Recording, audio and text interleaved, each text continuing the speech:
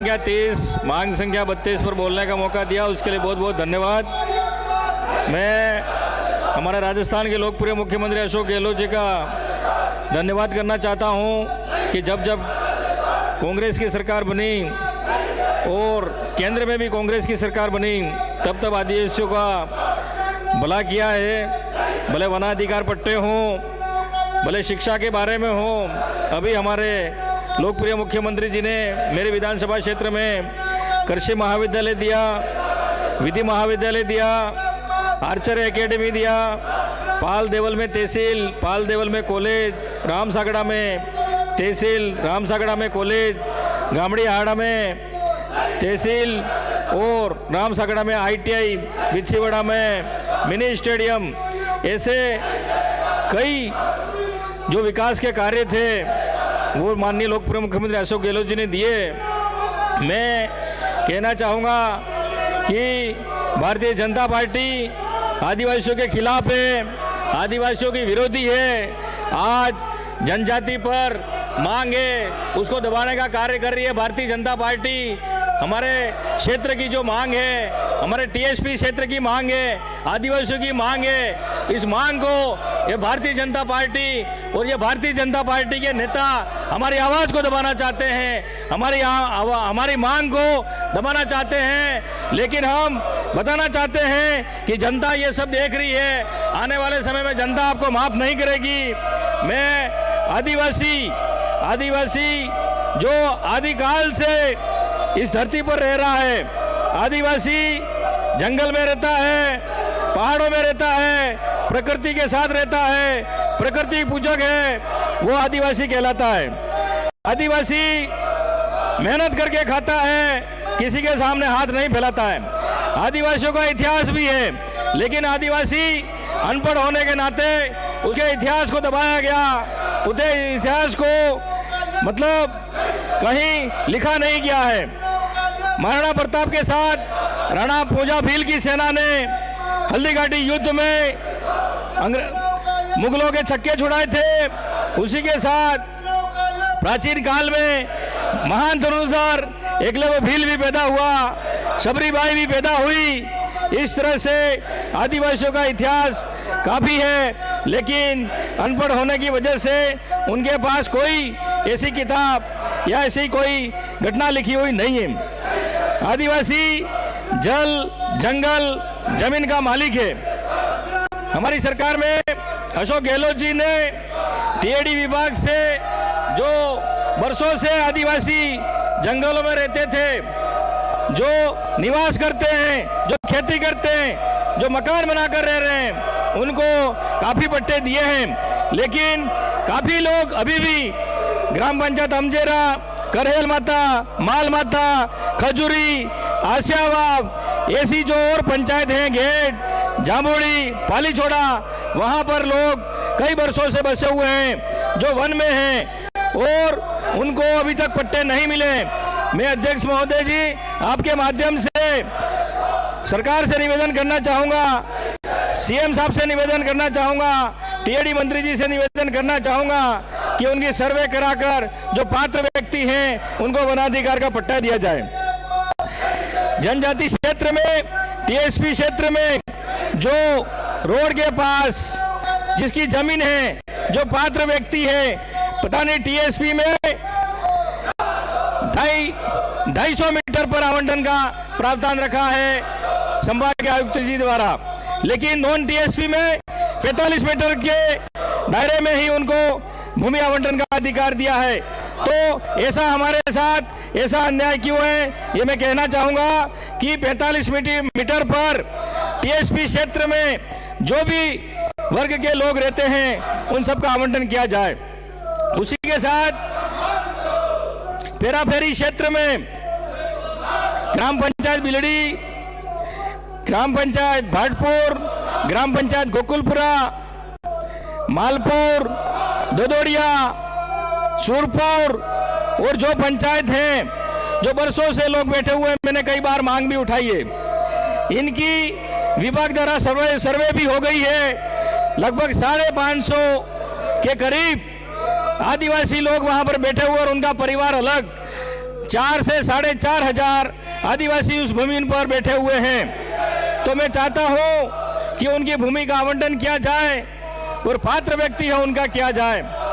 नगर परिषद, नगर पालिका अनुसूचित क्षेत्र में लागू नहीं होती है, पर फिर भी हमारे आदिवासियों की जमीन नगर परिषद हेराफेरी के नाम से जमीन हड़पना चाह रही है। मैं कहना चाहूँगा कि लोग कैंप में कई बार आवंटन भी किया, लेकिन वो नगर परिषद कहती है कि पंचायत देगी, पंचायत कहता है कि नगर परिषद देगी। मेरी मांग ये रहेगी कि उनकी जो जमीन है, जो वास्तव में बैठे हुए हैं, वो शहर की तरह नहीं बढ़े। एक जो पेराफेरी से बाहर जो पंचायत है उनमें उन लोगों को पट्टे दिए जा रहे हैं, लेकिन जो पेराफेरी में उन लोगों को पट्टे नहीं दिया जा रहा है। तो ऐसा क्यों हो रहा है? तो इनको मकान का और भूमि का आवंटन किया जाए।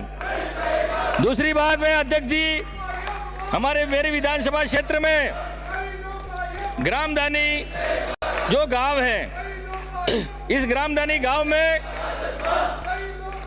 अध्यक्ष का चुनाव काफी समय से नहीं हुआ है और इस ग्रामदानी में जैसे हैंडपंप घाटी जो दमलत फुला ग्राम पंचायत में आता है, ऐसे रातापानी है, ऐसे कई जिले में कई ग्रामदानी गांव हैं। इसमें जो अध्यक्ष होता है, अध्यक्ष अपनी मन मर्जी से किसी के खाते कर देता है जमीन। अगर बरसों से लोग बैठे हुए हैं लेकिन वहाँ खाता किसी और का बोल रहा है, तो इस ग्रामदानी में अध्यक्ष और उनकी जो कमेटी है उन्होंने पूरा भ्रष्टाचार फैला रखा है। मैं कहना आपके माध्यम से मांग करूंगा कि इस भ्रष्टाचार की जांच होनी चाहिए और वास्तविक में ग्रामदानी में जो लोग बरसों से बैठे हुए हैं, उनकी जमीन है, उनकी खेती है, कुआं है, लाइट कनेक्शन है, उनकी सर्वे कराकर उनको ऑनलाइन चढ़ाया जाए और राजस्व रिकॉर्ड में चढ़ाया जाए और उनकी जमीन उनको उनका अधिकार दिया जाए। और जो भ्रष्टाचार जो ग्रामदानी अध्यक्ष ने किया है उसके खिलाफ कानूनी कार्रवाई की जाए। उसके साथ ही चक राजधानी, भंडारिया, घाटा, चकमौड़ी, मांडवा, खापेड़ा, इसमें भी बरसों से लोग बैठे हुए हैं। चक की जमीन भी सर्वे कराकर इनकी मांग को पूरा किया जाए, ये भी जमीन आवंटन की जाए।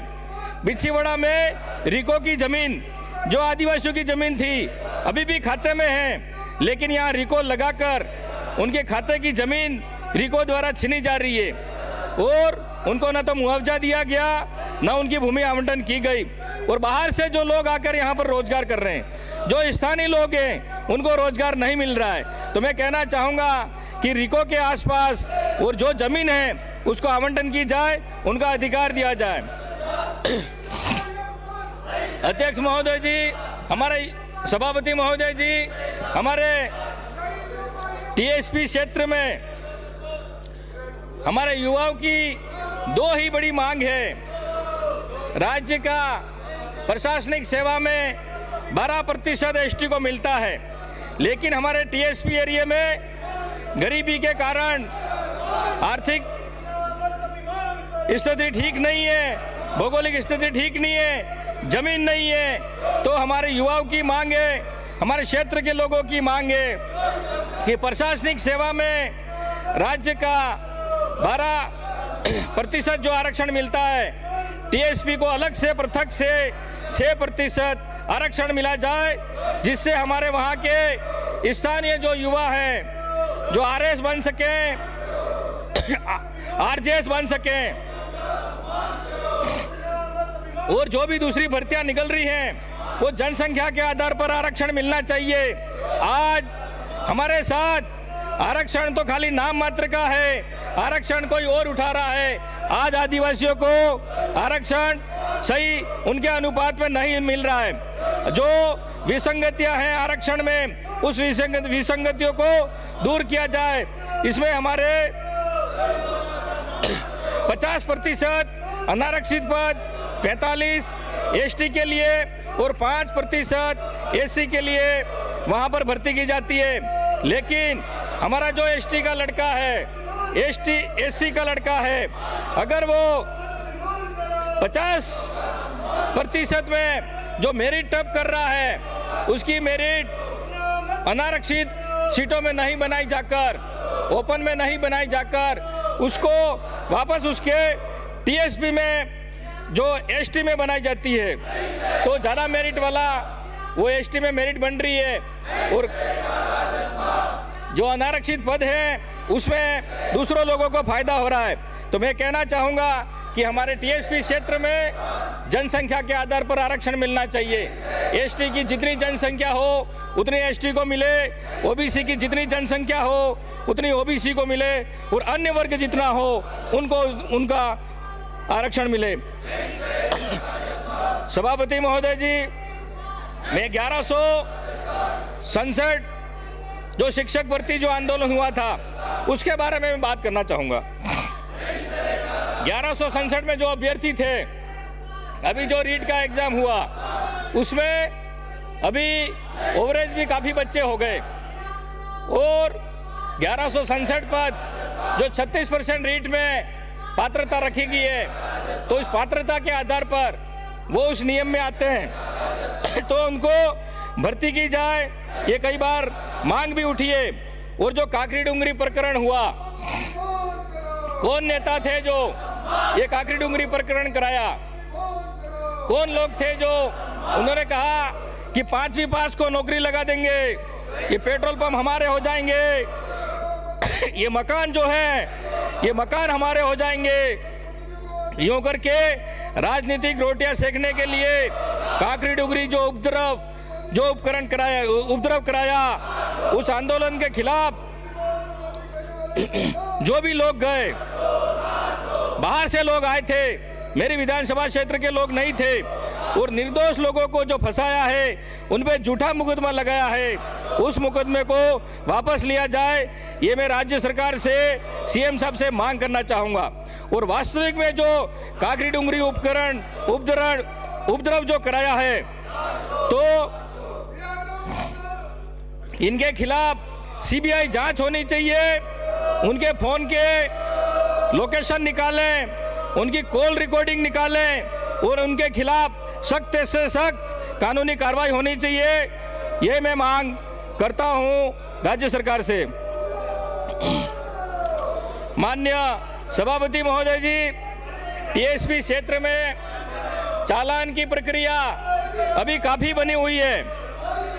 गरीब लोग जो गांव से मजदूरी के लिए जो बाजार में जाते हैं, जो 200 रुपये कमाते हैं, कारीगर होता है वो 500 या 600 रुपये कमाता है, लेकिन पुलिस द्वारा उनका हेलमेट के नाम पर, लाइसेंस के नाम पर और किसी नंबर प्लेट के नाम पर उससे अवैध पैसा वसूला जा रहा है।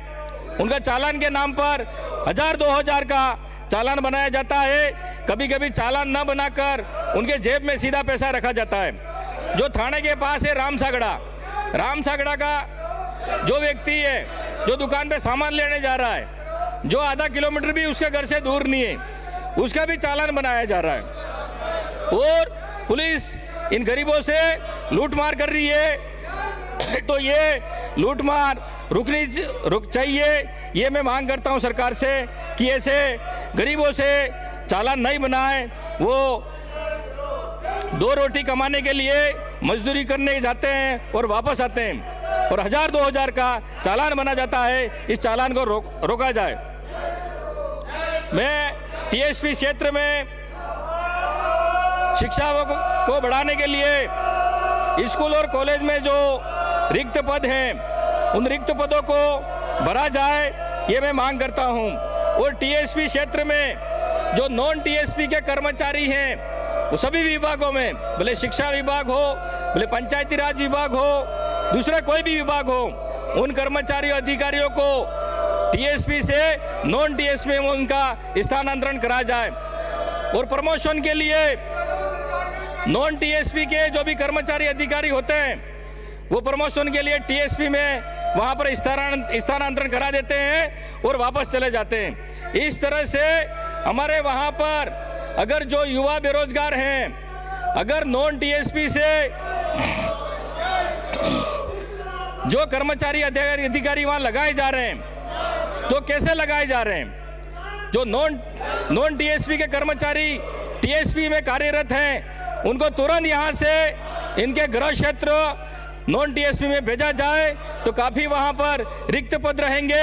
हमारे वहाँ युवा बेरोजगार हैं तो उनको नौकरी मिल सके, ये मैं मांग करना चाहूँगा।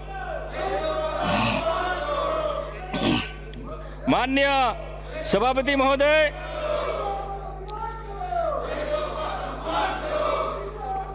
उन्नीस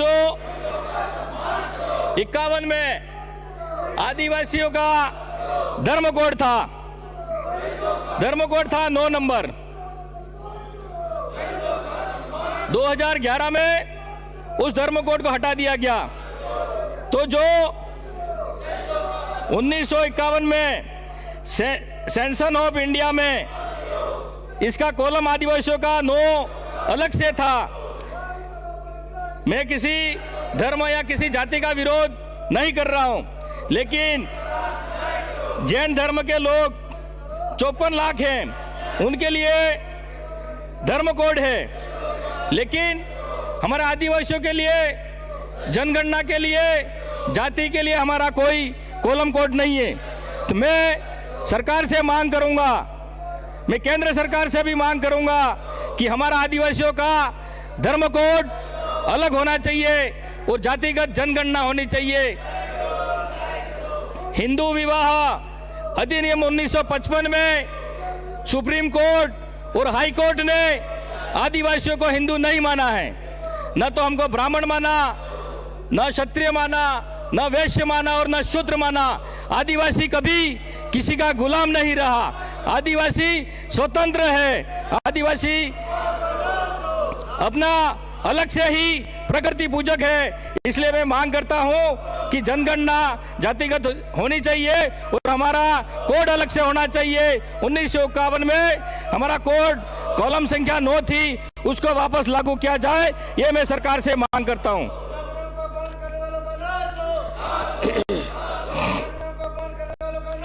माननीय सभापति महोदय जी, मैं आदिवासियों का रीति रिवाज, रहन सहन, वेशभूषा, खान पान सभी से अलग है।